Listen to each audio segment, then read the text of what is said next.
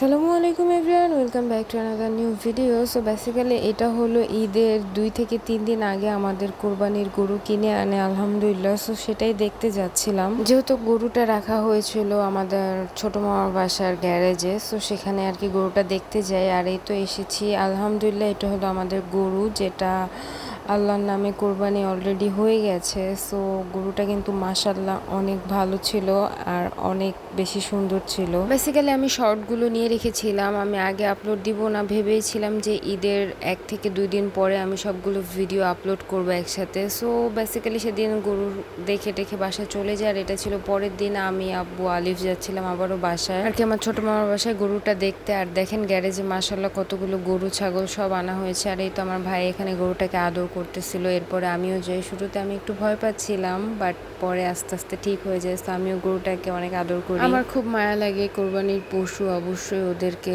Proper যত্ন নেওয়া উচিত। তার পাশে একটা ছাগল ছিল, সেটাকে একটু আদর করলাম। একটা না, আসলে অনেকগুলোই ছিল, এটা একটু দূরে ছিল, সেটাকে একটু আদর করলাম। আর এই তো আমাদের গরুর লাস্ট কিছু শর্ট আমার কাছে ছিল, সেগুলোই আমি অ্যাড করে দিচ্ছি। তারপর একটু গরুটাকে আদর টাদর করে কিছুক্ষণ বসে আব্বুর সাথে আবার আমি বাসায় চলে যাই। আলিফ ওখানেই ছিল, ও একটু খেলবে, গরু দেখবে, আর আমার মামাতো ভাই ওদের সাথে একটু খেলা করবে আর কি। সো এই তো আমি আর আব্বু বাসায় চলে যাচ্ছি। তারপরে আর কোনো শর্ট নেই, এটা বেসিক্যালি চাঁদ রাতের দিন আম্মু এখানে ভুনা সেমাই, পায়েস আর নবাবী সেমাই বানিয়েছিল, সেটারই কিছু ক্লিপ। আর এটা ছিল কোরবানির পরে সব কাটাকাটি হচ্ছিল, আমি এটা ছোট্ট একটা শর্ট দিয়ে দিলাম। আর এই তো বাসায় এসে আমি আলু পেয়ে সব কাটছিলাম আর আমার ব্লগ দেখছিলাম। আর এই তো এখানে আমার ভাইকে একটু নবাবী সেমাই দিচ্ছিলাম, এটা ওর মোস্ট ফেভারিট, সো ওকে একটু দিলাম। দেন আম্মু কলিজা নিয়ে আসলো, এখানে হলো কলিজা রান্না করতেছিল, এটারই প্রিপারেশন নিচ্ছিল, সব কিছু একসাথে মিক্সড করে আর কি, মশলা সব। দেন এটা ভুনা করে আলহামদুলিল্লাহ অনেক মজা হয়। এই তো ভাত দিয়ে খেয়ে নেই, আমরা তো বাসায় সবাই বলেছি ভাতই খাবো, কারণ গরু মাংস দিয়ে কলিজাগুলো দিয়ে ভাতই বেস্ট। আর যেহেতু একটু গরম ছিল, তো সবার ফার্স্টে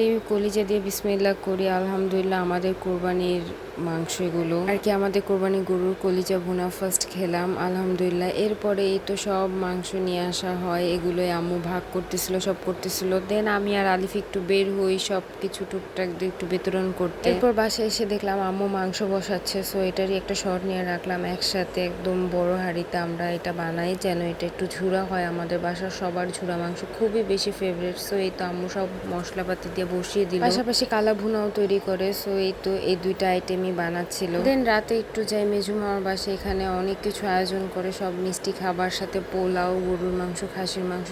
তারপরে সবকিছু মজা করে খেয়ে লাস্টে একটু কোক খেয়ে নিই। আর এই তো সবাই বসে একটু কথাবার্তা বলি। দেন আমি বাসায় চলে আসি, আর এই তো সবকিছু একসাথে। এটা ছিল কালা ভুনা, হাঁড়ি থেকে একটু আমি বেড়ে নেই আর কি। তারপরে এই তো বড় হাঁড়ির থেকে আমি মাংস একটু গরম করে নিই। তারপর রাতে খাওয়া দাওয়া শেষে, এটা ছিল পরের দিন দুপুরে, আমার মামাতো ভাইরা আসে। সো এই তো তামিম আর আলিফ এখানে, তামিম খাচ্ছে আর আলিফ এখানে একটু ফোন দেখতেছিল। তারপর খাওয়া দাওয়া শেষে ওরা দুজনেই ল্যাপটপে গেমস খেলতে থাকে। তারপরে সন্ধ্যা হয়ে যায়, সন্ধ্যার দিকে আমার আরো একটা মামাতো ভাই আসে। সো এখানে তামিম, আনাস আর আলিফ এখানে গেমস খেলছিল। দেন দেখলাম আম্মু রাতের জন্য এখানে বিরিয়ানি রান্না করে, আবারও একটু নতুন করে কালা ভুনা তৈরি করে। সো সেটার একটু শর্ট নিয়ে রাখলাম এখানে। তারপরে সবাইকে খেতে দিবে, সো সবকিছু টেবিলে সুন্দরভাবে আয়োজন করা হয়। আর এখানেই তো আমার মামা মামি সবাই এসেছিল। তারপর আর তেমন বেশি শর্ট নেওয়া হয়নি, একসাথে খাওয়া দাওয়া করলাম, আড্ডা দিলাম। এই তো এই ছিল আমার ঈদ ভ্লগ। আমার ঈদ ভ্লগটি কেমন লাগলো অবশ্যই কমেন্টে জানাবেন। 1 সেকেন্ড বা খুব সুন আসবে। সো ইয়া, আল্লাহ হাফেজ।